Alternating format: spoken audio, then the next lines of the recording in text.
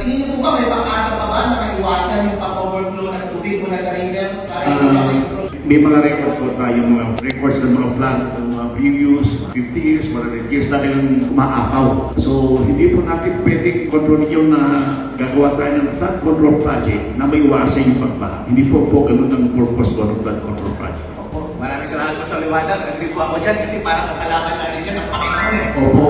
Ilang libong taon niya na pinapadala ng tubig sa mga Calayan River, hindi natin nagkakayanin kontrolin. Actually po, ito nung i-comment ko, yung ginagawang flood control projects ko minsan lalo sumisikip. Nako-constrict yung flow Ito na yung cross-section. Medyo nako-constrict pa lalo Dapat pinanuluwag pa ng konti, tapos nalagyan ng flood control structure. Kaya nangyari na-constrict yung flow, napilit. Ayan, ganyan yung nangyari.